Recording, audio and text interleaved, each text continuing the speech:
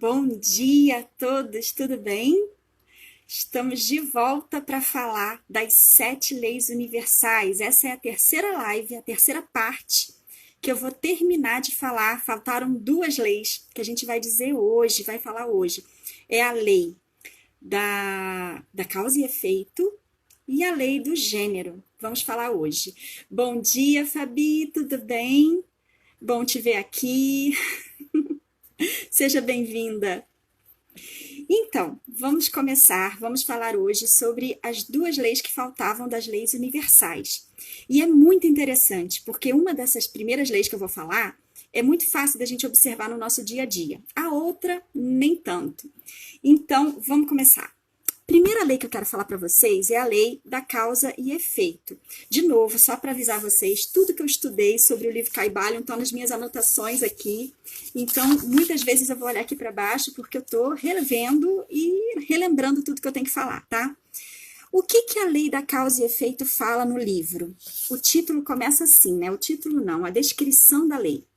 Toda causa tem o seu efeito e todo efeito tem a sua causa.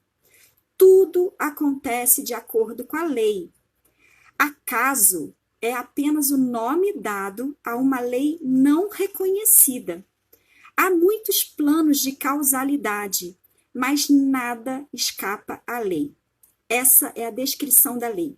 E aí, como que a gente pode pensar isso no nosso dia a dia, né? Trouxe primeiro um exemplo super bobo, super simples, que é o exemplo de você pegar uma semente e você vai no jardim e você planta a semente, você cultiva, você dá água.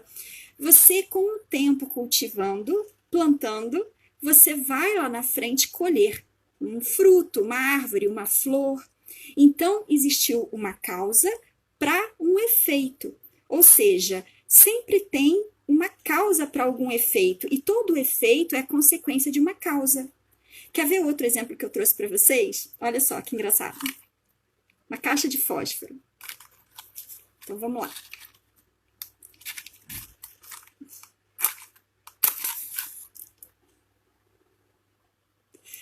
O que é isso? O que isso quer dizer? Ai, ficou fumaça agora. Isso quer dizer que, ao riscar o fósforo nessa caixa, houve um evento físico e químico que produziu uma chama. E o efeito foi a chama, e a causa foi esse efeito físico e químico que eu produzi. Se você começar a pensar na vida, tudo tem uma causa e um efeito, né? Mas aí você pensa assim, tá, Cláudia, mas às vezes tem coisas que acontecem ao acaso, né? Tem muitas coisas que a gente justifica, ou na verdade a gente não sabe como justificar e a gente fala que é o acaso. Gente, o que é o acaso? Vocês conhecem, já ouviram falar sobre um matemático, físico e filósofo chamado Henri Poincaré? Ele viveu no final do século XIX, né? Acho que foi por aí. Ele morreu no iniciozinho de 1900 e ele foi muito conhecido sobre um problema que ele propôs, que é a conjectura, né, de Poincaré, que tem a ver com a topologia em álgebra, mas isso não tem nada a ver aqui. Até inclusive essa conjectura, essa curiosidade, que eu adoro essas coisas, né? Só foi resolvida em 2003, tá? Mas ele propôs esse problema. E o cara, ele falava assim, né? O cara, né? A intimidade, ele falava assim, olha, vou ler o que ele falava. O acaso é apenas a medida da nossa ignorância. Por definição, os fenômenos fortuitos são aqueles cujas leis desconhecemos. Entenda aqui que ele não está falando de ignorância, ele não está xingando ninguém, tá? Não tem um sentido pejorativo, tem um sentido de falta de um conhecimento. Se você não tem um conhecimento de algo, você está ignorando aquele algo. E ele falava que o acaso é simplesmente a ignorância, a falta do conhecimento da causa, né? Então, eu estava pensando aqui sobre alguns exemplos para a gente perceber sobre o acaso. E eu estava lembrando da complexidade que é quando a gente olha a evolução da vida. Por exemplo, se a gente for pensar na evolução da vida, A vida, ela evoluiu de algo muito simples e muito básico para algo muito complexo. Hoje, quando a gente conhece o nosso corpo humano, por exemplo, a gente sabe que isso aqui é uma máquina incrível, muito complexa. E você evoluir de algo que era tão simples para algo tão complexo, assim como acontece quando a gente começa a estudar astronomia, começa a estudar o universo, a gente sabe que as coisas vão para uma complexidade que não pode ser ao acaso. Né? De repente, se fosse ao acaso, as coisas não tenderiam para a complexidade. Então, é muito engraçado a gente começar a pensar que o acaso simplesmente é talvez uma desculpa que a gente dá, é um grande álibi para a gente dar para algo que a gente desconhece. Pelo menos ainda a gente desconhece. Quer ver outro exemplo que eu pensei também sobre o acaso? Eu pensei numa historinha assim, imagina uma criança que fez um avião de papel, sabe aqueles aviãozinhos de papel? E ela está num parque brincando e ela joga esse aviãozinho de papel, só que o aviãozinho ficou preso numa árvore. Como ela não conseguia subir para pegar, ela correu e foi brincar com outras coisas. Só que nesse parque tinha um lago muito grande.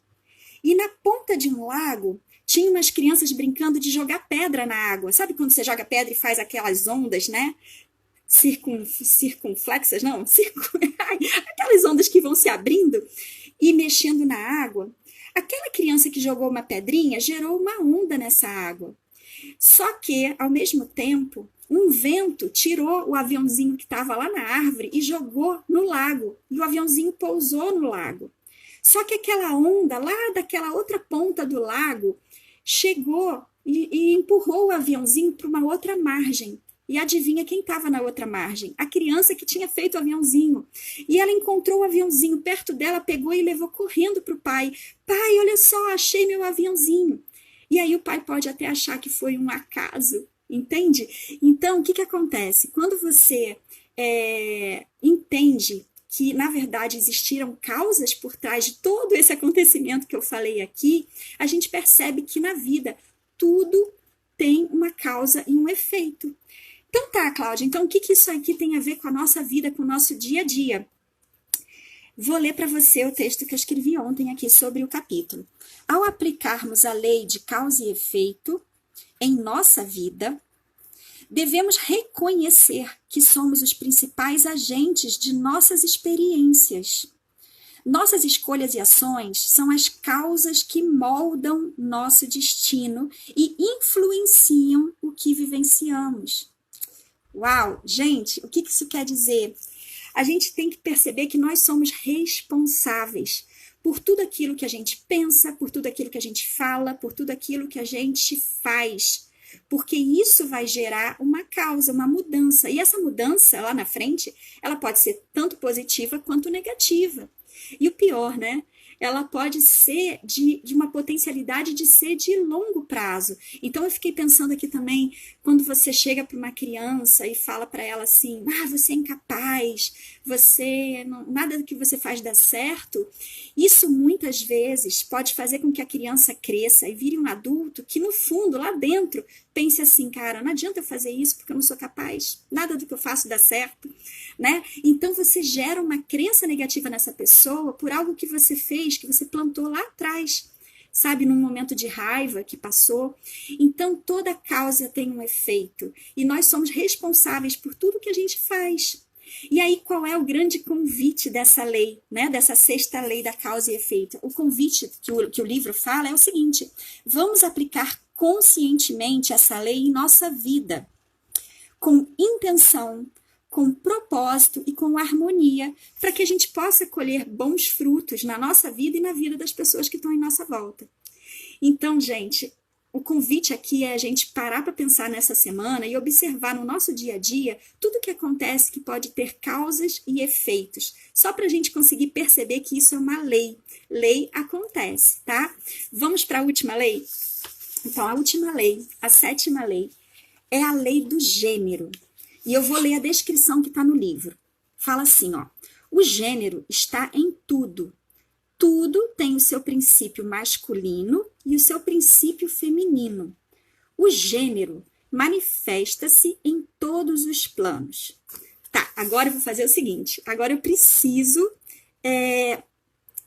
explicar algo para vocês aqui. Eu não estou falando, e o livro não está falando, o livro não está falando sobre o sexo, se é homem, se é mulher, se é macho, se é fêmea, não. Gênero aqui tem a ver com a manifestação de características comportamentais, tá? Vocês já vão entender o que eu estou falando. É como se fosse uma energia que ele está chamando de feminina e uma energia masculina. Então, por exemplo, imagina uma flor. Uma flor, quando você olha ela exala para gente uma suavidade, uma beleza, um acolhimento, uma capacidade de dar frutos, né, de geração. Já uma abelha, ela tá ali de uma forma imponente, ela mostra uma força, ela mostra uma ação, uma atividade, ela tem uma função, uma atividade ali. Então a gente precisa de uma abelha polinizando uma flor para poder criar algo novo. E assim como a gente tem esse exemplo da flor e da abelha, a gente tem sim o exemplo em nós, na humanidade, no ser humano. A gente tem uma parte dentro da gente que é uma energia feminina, independente se é mulher ou homem. Todos nós temos a parte feminina que vai mostrar mais acolhimento, mais delicadeza, mais senso de observação, de mais cuidado. E você tem uma energia masculina que tem essa energia de ação. Vamos fazer, vamos ter coragem, vamos, sabe, de atividade, de produção. E aí não dá pra gente, um ser humano, viver só naquele polo feminino da intuição, da emoção, da observação, que aí a gente não sai do lugar. E não dá também pra gente só viver no polo masculino, que é da ação, que é da razão, porque muitas vezes a gente vai atropelar as coisas, a gente não vai prestar atenção direito no que está sendo mostrado pela vida. A gente precisa equilibrar essas energias, esses polos. Mas o livro fala que tudo tem polos, a lei fala que tudo tem polos, tudo tem gênero. Inclusive no livro, depois se vocês quiserem se aprofundar mais, eu não vou trazer mais essa discussão aqui, mas ele até mostra que, por exemplo, no campo da matéria, porque se ele está falando tudo, é tudo. Então, essa caixa de fósforo aqui que eu trouxe, né, no início, ela é uma matéria, mas ela também tem gênero. Masculino e feminino aqui. Por quê? Porque ela é feita de átomos. E aí o livro começa a falar até, inclusive, sobre as partes dos átomos que se comportam com uma energia feminina e as partes que se comportam com uma energia masculina. Então, se tudo é feito de átomos, então tudo tem gênero, o feminino e o masculino. Então, qual é o convite que o livro traz aqui pra gente, né? Ele fala assim, olha, o convite é: temos que abraçar e integrar as qualidades masculinas e femininas dentro de nós para podermos potencializar a nossa expressão e manifestar as nossas criações e equilibrar e harmonizar o nosso mundo e o mundo que está em volta. Então, essa sétima lei, eu particularmente acho um pouco mais difícil a gente conseguir ver no nosso dia a dia o que acontece. É óbvio quando a gente enxerga dentro da gente. Né? Puxa, hoje eu tô com uma potência muito mais masculina, muito mais de ação, de resolver, de fazer e acontecer, mas eu tenho que equilibrar um pouco, trazer meu feminino para observar, para ver a emoção, para trazer um pouco de acolhimento. Ou então, hoje eu tô muito mais feminina, com energia feminina, que eu tô muito assim na parte do pensamento, da intuição, da observação, e não tô produzindo. A gente tem que equilibrar tudo, certo? Então, gente, olha só, essa é a terceira live que eu estou falando sobre as leis universais do livro Kybalion, que são as leis que foram mapeadas pelos sábios do Egito Antigo há quase 4.000 anos atrás, algo que perdura e que mostra como que a gente pode aplicar isso no nosso dia a dia. É para facilitar a nossa compreensão sobre as coisas que acontecem na nossa vida, porque quando a gente tem conhecimento, a gente consegue ter poder de analisar antes das coisas acontecerem e entender o que está acontecendo. E por isso eu quero fechar essa live hoje falando, vou ler, né? Eu vou ler para vocês o axioma hermético que tem no livro, no final do livro, que ele fala o seguinte, olha que interessante. A posse do conhecimento, se não for acompanhada por uma manifestação e expressão na prática e na obra, é o mesmo que enterrar metais preciosos, uma coisa vã e inútil. O conhecimento, tal como a riqueza, deve ser usado. A lei do uso é universal. E aquele que a viola sofre por ter posto em conflito com as forças naturais. Ou seja, gente, não adianta a gente conhecer e não fazer, e não aplicar na nossa vida. E é universal, todo mundo pode, é direito de todo mundo, e é uma lei. O problema é quando a gente não faz, quando a gente acumula. Já ouviu aquela expressão obesidade mental? A gente acumula tanta informação, tanto conhecimento, e a gente não transborda, a gente não compartilha, a gente não põe em ação na nossa vida para melhorar a nossa vida. Isso está violando a lei, tá? Então, para terminar só aqui, eu quero agradecer muito a todo mundo que ouviu. Se você achou que foi interessante essas aulas, né? Eu falei de uma forma bem simples e bem básica sobre o Kybalion. Quem tiver interesse de saber mais, eu até sugiro não só comprar o livro, que é um livro fininho, mas super denso, mas não só estudar o livro, mas também, por exemplo, no YouTube, a gente tem a professora Lúcia Helena Galvão, que tem um canal, você coloca Lúcia Helena Galvão, o Kybalion, e ela tem uma aula que ela fala numa aula só todas as leis, e tem uma série que ela vai dividindo aula por aula cada capítulo, e aí ela mergulha profundo, tá bom? E é isso, eu falo isso tudo, esse trabalho que eu faço é uma contribuição minha, porque como eu não quero ficar obesa mentalmente, eu quero dividir sempre com vocês tudo que eu aprendo, que eu acho que é válido, e eu tô aqui realmente para contribuir. Se você gostou, compartilha com alguém, né? Curte aí o vídeo para mim, né? Nunca pensei que eu fosse falar essas coisas aqui, mas isso faz com que mais pessoas também tenham acesso a esse conhecimento. Muito obrigada pela presença de todos vocês, tá bom? Muito obrigada a todos que estão vendo que eu não dei bom dia. Um beijo a todos, excelente quarta-feira. Quarta-feira que vem está junto de novo. Tchau, tchau!